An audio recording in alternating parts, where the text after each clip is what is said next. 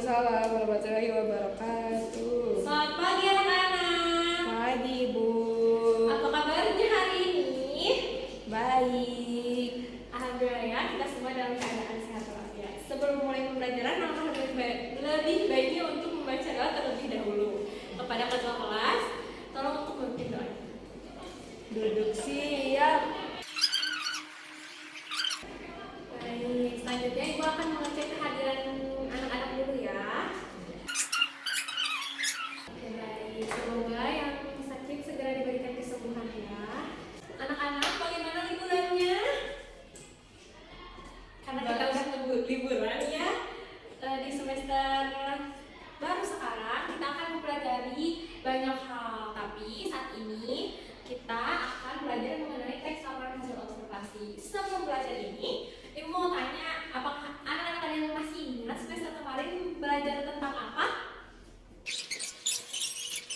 Baik, karena kemarin sudah belajar banyak ya di semester kemarin. Sekarang Ibu mau menjelaskan mengenai tujuan dari pembelajaran kita. Nah, kenapa sih Ibu kita harus mempelajari teks observasi agar kita bisa memahami teks tersebut, kita bisa memahami informasi dalam teks, kita juga bisa memahami perbedaan kalimat subjektif dan kalimat objektif. Selain itu kita juga bisa menanggapi pendapat teman saat sedang berdiskusi.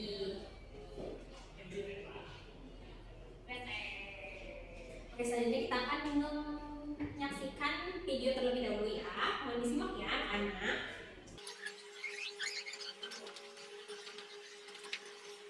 Baik, setelah menonton video, apakah ada yang bisa menebak atau mengerti gitu? Apa sih pengertian dari teks laporan hasil observasi? Aja tangannya. Boleh? Oke, bagus sekali Anissa ya. Jadi, pengertian dari teks laporan hasil observasi adalah teks yang berisi paparan hasil pengamatan terhadap suatu objek, fenomena, atau peristiwa tertentu. Teks laporan hasil observasi ini itu dibuat berdasarkan fakta yang objektif dan relevan dan sistematis juga, sehingga informasi yang dihasilkan dapat mudah dipahami oleh pembaca. Nah, Ibu minta anak-anak buat membuka buku paket di halaman 3. Di sana ada contoh dari teks laporan hasil observasi. Ibu beri waktu 10 menit ya anak untuk membaca teks tersebut. Apakah sudah selesai membaca teksnya? Sudah Bu. Sudah. Coba ada yang tahu nggak tadi teks itu membahas tentang apa? Iya, itu membahas tentang bus. Nah, Ibu mau tanya dulu nih, apakah anak-anak di sini pernah naik kendaraan umum? Pernah? Pernah Bu. Iya, apakah kalian pernah mengalami apa yang terjadi di teks tersebut? Pernah. Oke. Selanjutnya, Ibu mau kalian secara berkelompok mendiskusikan mengenai ciri-ciri dan manfaat dari teks laporan hasil observasi. Kelompoknya udah ada kan? Silakan berdiskusi dengan kelompoknya. Ibu beri waktu 5 menit ya. Baik Bu. Siapa yang sudah selesai? Aku. Boleh kalau sudah selesai, boleh mempresentasikan hasil diskusinya ke depan, tapi yang dipresentasikannya tentang ciri-cirinya terlebih dahulu ya. Baik. Oke, bagus sekali ya pertanyaannya.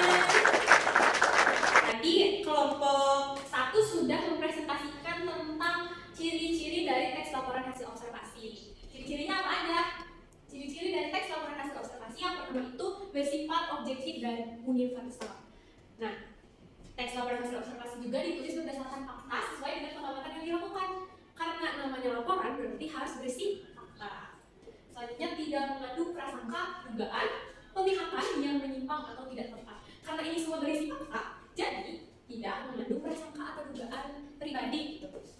Selanjutnya adalah teks laporan hasil observasi ini saling berkaitan dengan hubungan berjenjang antara kelas dan subkelas yang terdapat di dalamnya. Dan juga teks laporan hasil observasi ini ditulis secara lengkap dan sempurna. Bagus ya. Selanjutnya adalah mengenai manfaat dari teks laporan hasil observasi. Silakan kelompok yang lainnya yang mau mempresentasikannya juga. Baik, beri tepuk tangannya. Kelompok 5. Betul ya, kelompok 5 telah menjelaskan mengenai manfaat dari teks laporan hasil observasi. Jadi, manfaat dari teks laporan observasi ini untuk melakukan tanggung jawab dari data yang telah diamati, menjelaskan latar belakang dari sebuah penyusunan kebijakan, keputusan, atau penyelesaian masalah, dan juga digunakan untuk mendokumentasikan, dan juga dapat menjadi sumber informasi mengenai suatu benda atau fenomena yang valid dan sesuai dengan fakta di lapangan. Selanjutnya, Ibu mau kalian membuka buku di halaman 4. Di sana ada apa? Ada jelajah kata. Di sana itu ada beberapa kosakata ya. Untuk mengetahui arti-arti dari kosakata yang ada di sana, kalian bisa melihat di Kamus Besar Bahasa Indonesia. Kecuali di sana itu ada satu kosakata bahasa Inggris yaitu handle grip. Kalian bisa melihat pengertian dari kata tersebut dari Kamus Bahasa Inggris.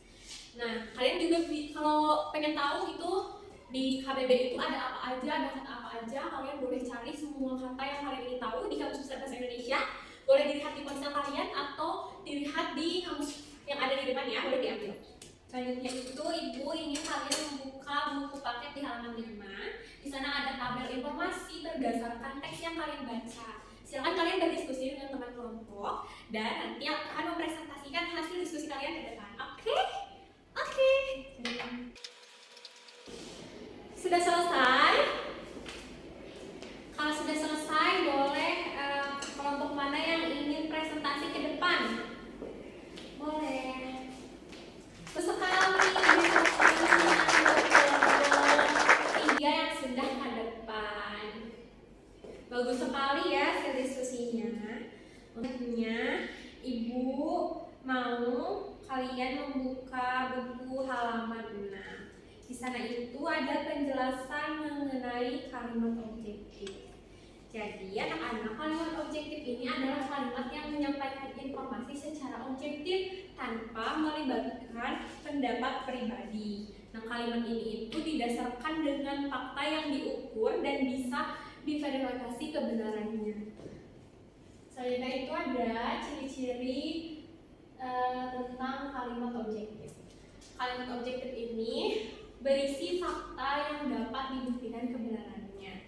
Tidak dipengaruhi pendapat atau pandangan pribadi, dan juga kalimat objektif ini tuh menyampaikan informasi yang sebenarnya sesuai dengan fakta atau kenyataan yang ada tanpa ditambah atau dikurangi.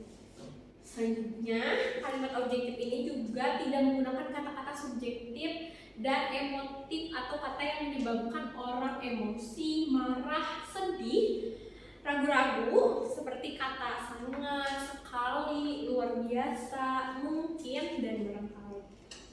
Selanjutnya itu adalah kalimat subjektif. Nah, kalimat subjektif ini adalah kalimat yang berisi pendapat pribadi, gagasan, ide atau sudut pandang seseorang. Kalimat ini itu biasanya melibatkan perasaan atau tidak berdasarkan kepada fakta yang tidak bisa dibuktikan kebenarannya.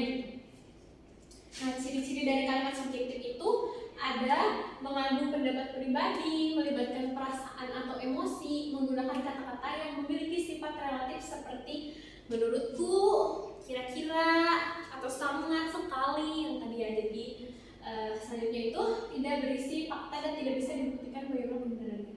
Nah, kalimat subjektif ini itu bertolak belakang dengan kalimat objektif yang tadi. Kalau kalimat objektif itu tidak berdasarkan kepada perasaan pribadi, tapi berdasarkan kepada fakta. Kalau kalimat subjektif ini berdasarkan kepada perasaan pribadi yang tidak melibatkan fakta. Begitu.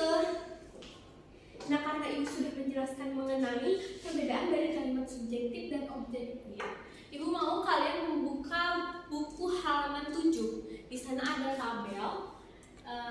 Nah, kalian bisa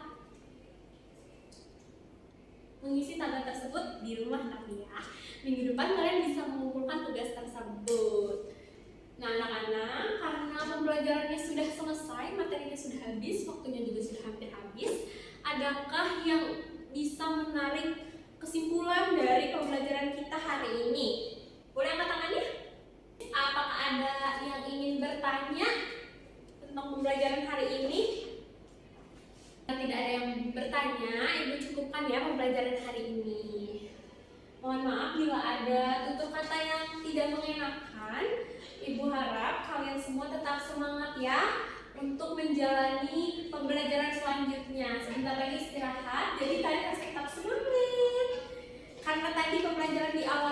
doa, diakhiri dengan doa juga ya. Pada ketua kelas buat untuk memimpin doa. Baik, selesai untuk pembelajaran hari ini. Assalamualaikum warahmatullahi wabarakatuh. Selamat siang anak-anak.